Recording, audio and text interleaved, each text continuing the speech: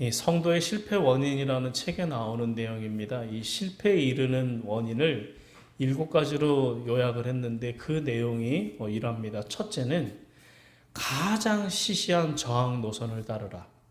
도덕적이고 영적인 문제에 있어서 중간적인 입장을 취하라. 그리고 양다리를 걸쳐라.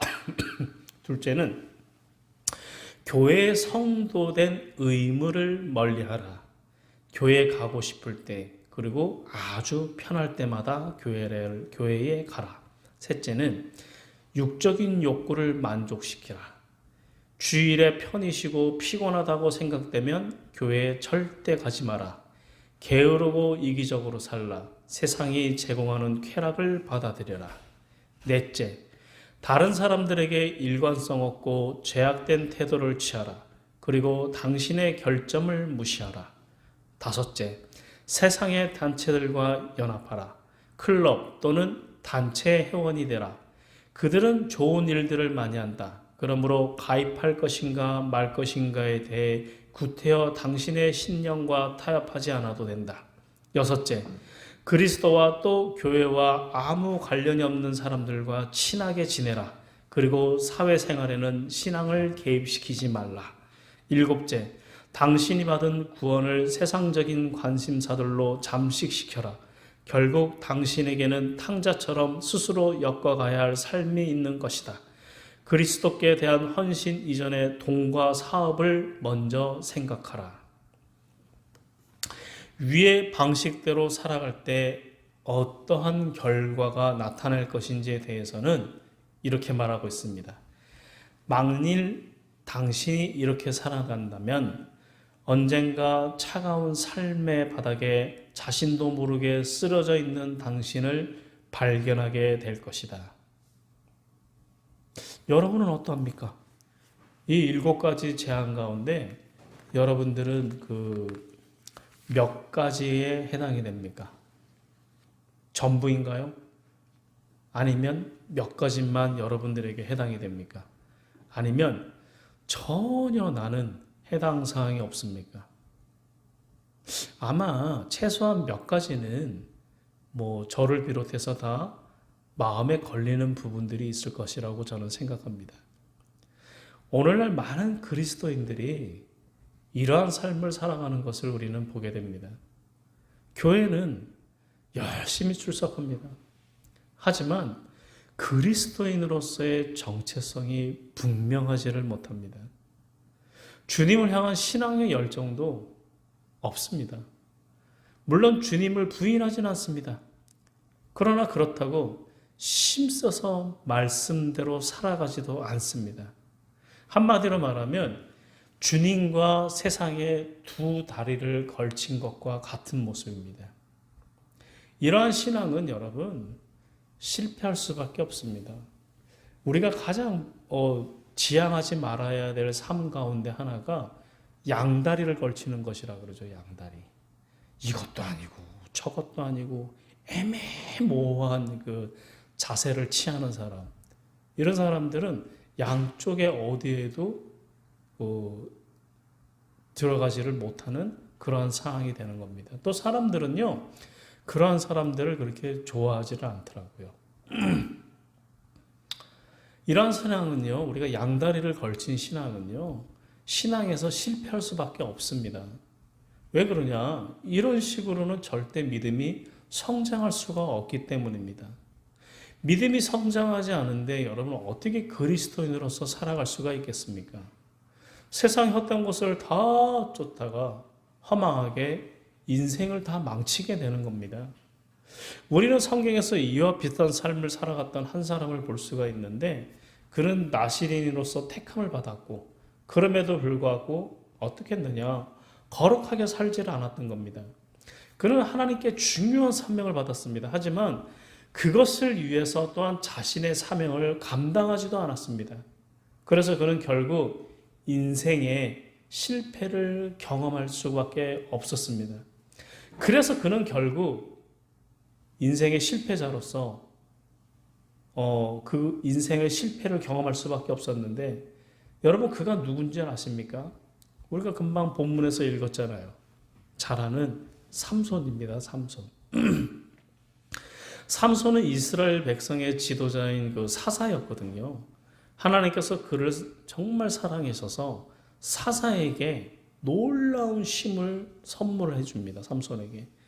그 힘을 가지고 이스라엘을 해방시키기를 원하셨던 겁니다. 물론 삼손이 사명을 제대로 다 감당하지 못했다고 보기는 어렵습니다. 그는 사사의 재임 기간이 20년 동안이었는데 그 20년 동안에 이방 나라인 블레셋과 싸우는 일에 나름대로 큰 전과를 올리기도 했습니다. 블레셋에게 상당한 피해를 입히기도 했죠. 또 우리가 잘 아는 것처럼 나귀 턱뼈 하나로 1000명을 죽이는 일도 있었습니다. 최후에는 자기의 그 생명을 걸고 어떻게 했습니까? 많은 블레셋 사람들을 죽이지 않습니까? 그럼에도 불구하고 우리에게 남아있는 삼손의 이미지가 어떠합니까? 일반적으로 삼손에 대한 이미지는 부정적이지 않습니까? 그가 최후에 마친 것이라는 것은 드릴라라는 여인을 하나님보다 그리고 자신의 조국 이스라엘보다도 더 사랑한 결과였던 겁니다. 그 결과 그는 블레셋 사람에게 잡혀가서 갖은 모욕을 다 당한 후에 블레셋 사람들과 함께 죽어가야만 했던 겁니다. 전체적으로 보면 실패한 인생이라고 아니할 수가 없죠. 여러분, 그러면 그는 왜 이렇게 실패한 인생을 살았던 것이겠습니까? 오늘 세 가지 가운데 한 가지만 말씀을 드리겠습니다. 다음 주에 두 번째 세 가지 말씀드립니다. 이 첫 번째는 그 삼손이 실패한 인생을 살아갈 수밖에 없었던 이유는 그는 구별된 삶을 살지 않았기 때문이라는 겁니다. 우리는 또한 구별된 삶을 살아야만 되죠. 삼손이 어땠습니까? 나실인으로서 택함을 받은 사람이었지 않습니까? 그 기간을 정해놓고 되어 있었기 때문인데 일정 기간만 나실인으로 살면 되는 것이었어요. 그런데 삼손은 일생 동안을 그냥 기간을 정해놓고 나실인으로 살아간 것이 아니고 일생을 나실인으로 살아가야만 했던 겁니다. 그래서 사사기 16장 5절 7절에 보면 이렇게 말씀합니다. 태에서 나옴으로부터 죽는 날까지 하나님께 바치운 나실인이었다고 말입니다. 이 규정에 따라 삼손은 평생 동안을 포도주를 먹지 말아야 했고 또한 머리를 자르지 말아야 했고 부정한 음식을 먹는 것도 다 금지되었습니다. 이게 나실인의 규율이었거든요. 그러면 왜 하나님은 삼손만을 유독스럽게 왜 나실인으로 살게 했겠습니까? 그에게는 압제받는 이스라엘 백성을 구원해야 할 막중한 사명이 있었기 때문입니다. 당시의 모든 이스라엘 백성을 구원해야 할 막중한 사명은 그 블레셋 사람에게 철저히 다 제압당하는 이스라엘 백성을 구원하는 것이었습니다. 여러분, 블레셋 사람이 기침만 해도 독감이 걸리는 것이요, 당시 이스라엘의 형편이었거든요. 그런데 하나님께서는 삼손에게 놀라운 힘을 주심으로 인해서 이스라엘을 블레셋 사람의 압제 가운데서 구원해내게 하셨던 겁니다. 그는 누구보다도 구별된 삶을 살아야만 했습니다. 이스라엘의 구원자답게, 이스라엘의 지도자답게 오직 하나님의 뜻대로 성별된 삶을 살아가야만 했습니다. 그런데 삼손의 모습은 어땠습니까? 그렇게 성별된 삶을 살지 못하지 않았습니까? 그는 사사직을 수행하는 동안 여자를 가까이 했다는 거죠.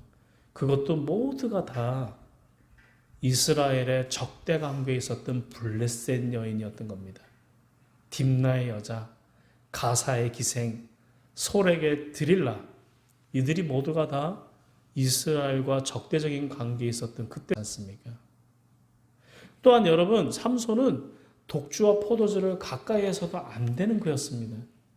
그런데 이방의 여인은 그것도 원수인 블레셋 여인이 여러분 감당키나 한 일이었겠습니까? 이것은 그가 사명에 충실하여 했지만 생활의 성별에는 전혀 관심이 없었다는 것을 우리들에게 알려주는 겁니다. 여러분, 이것은 비단 삼손만의 이야기가 아니죠. 오늘날 여러분, 우리가 성도를 보면 교회 안에서는 어떤지 아십니까? 뭐 저희 교회는 예외인데 정말 요즘에 좀 젊은 사람들은 좀 덜한 것 같아요. 그래도 60대, 70대, 80대들 보면 교회 안에서 봉사를 얼마나 열심히 하는지 몰라요. 그리고 지금 한국 교회를 지금 유지하고 지금 견뎌낼 수 있는 힘을 제공하시는 분들이 거의 다 60, 70, 80대 분들입니다. 앞으로 10년 후에 한국 교회 미래가 굉장히 불확실하죠. 그리고 젊은 사람들이 이제는 교회에 관심도 없습니다. 또 교회에 몰려오지도 않아요.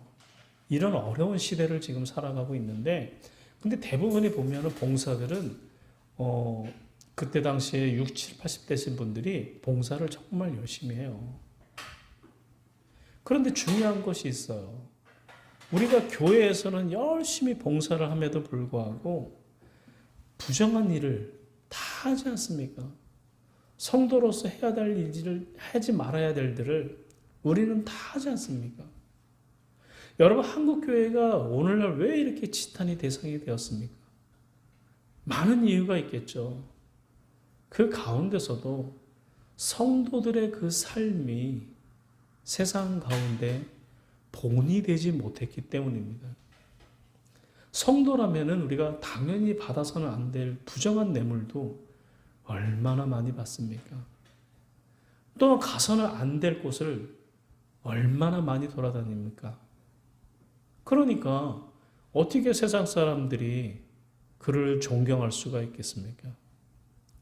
오스카 와일드는 다음과 같이 말합니다. 나는 모든 것을 저항할 수 있다.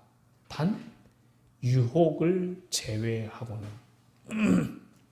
이 말은 우리가 유혹을 극복하는 것이 여러분 얼마나 어려운가를 잘 표현해 주고 있다는 거죠. 삼손은 이러한 유혹에 졌던 겁니다. 물론 우리가 우리의 정욕을 다스리고 하나님의 말씀을 따르는 것은 결코 쉬운 일이 아닌 건 맞습니다. 우리 모두가 다 연약한 존재, 항상 우리의 정욕을 자극하는 유혹 앞에 항상 노출되어 살아가고 유혹하는 것들도 많아서 돈이나 명예나 권력 그리고 이성 등등 그 수가 헤아릴 수 없을 정도로 우리를 유혹하는 것이 많습니다. 그래서 잠언서 16장 32절 하반절은 이렇게 말합니다. 노하기를 더디하는 자는 용사보다 낫고 자기 마음을 다스린 자는 성을 빼앗는 자보다 나으니라. 자기 마음을 다스리는 것이 큰 성을 빼앗는 것보다 낫다는 겁니다. 여러분, 우리가 참 힘든 것이 있잖아요. 저도 마찬가지인데 마음을 추스리고 마음을 새롭게 잡는다는 게 정말 어렵더라고요.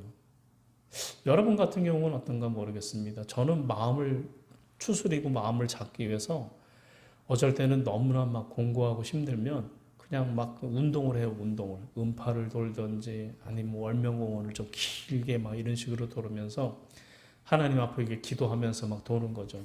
그러면서 잡다한 생각을 버리려고 노력하고 거기서 또 마음을 새롭게 추스리려고 노력합니다. 그게 아니면 이제 또 뭐 영화를 보든지. 그런데 이게 쉽지가 않더라고요. 그런 마음을 다스리기 위해서. 또 그게 아니면 이제 기도를 하는데 여러분 마음이 잘 잡히질 않으니까 기도가 또 쉽게 됩니까? 막 공고한 마음이 드는 거죠. 그런 경우를 참 많이 느껴요. 요즘에 와가지고는 이제 더 그런 것 같아요. 저희 교회가 이제 10년이 됐잖아요. 저에게 몇 번이나 이렇게 교회를 또 옮겨갈 수 있는 기회도 저에게 몇 번이 계속 주어졌거든요. 그런데도 이제 그것을 우리가 버리고 이 교회를 지키겠다는 마음으로 왔는데 참 힘든 것 같아요. 앞으로 어떻게 될지도 미래도 불확실한 마음도 자꾸 생기고 근데 이제 모든 것을 하나님께 다 맡기고 다 의지하고 그러고 나아가야 되는데 인간이기 때문에 어쩔 때는 그 공고함을 이겨내기가 참 힘들 때도 많더라는 거죠. 여러분들 같은 경우는 어떻습니까? 여러분들도 마음을 다스리기가 힘들지 않습니까? 마음을 여러분 새롭게 하기가 결코 쉽지 않지 않습니까? 그래서 잠언서 16장 32절 하반절이 그렇게 말하는 겁니다. 마음을 다스리는 자가 자기 성을 빼앗는 자보다 낫다는 거죠. 그 자기 마음을 다스리는 사람은 유혹에서도 이겨낼 수가 있다는 거죠. 그리고 잠언서 4장 23절은 이렇게 말합니다. 무릇 지킬 만한 것보다 더욱 내 마음을 지키라. 고 말씀하고 있는 거죠. 마음을 잘 관리할 것을 강하게 잠언서는 우리들에게 명령하고 있습니다. 교우 여러분, 세상의 유혹은 항상 우리들을 자극하고 우리를 달콤하게 유혹합니다.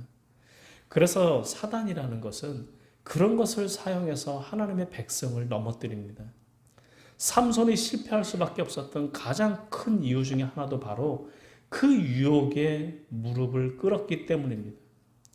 유혹에 무릎을 꿇고 정욕을 따라서 행동할 때에는 여러분 즐겁고 행복할 것 같지만 결국에는 그로 인해서 고통의 쓴잔을 마실 수밖에 없었던 겁니다. 그러므로 여러분들께서 이러한 세상의 유혹으로부터 여러분의 마음을 지킬 수 있기를 진심으로 바랍니다. 그래서 항상 하나님의 말씀을 따라서 세상의 사람들과 구별되는 삶을 살아가십시오. 그러할 때 여러분의 인생은 실패의 인생을 살지 않을 수가 있을 겁니다. 정녕 여러분 유혹을 이기고 항상 구별된 삶을 살아가는 여러분들이 되시기를 진심으로 바라겠습니다. 기도합니다.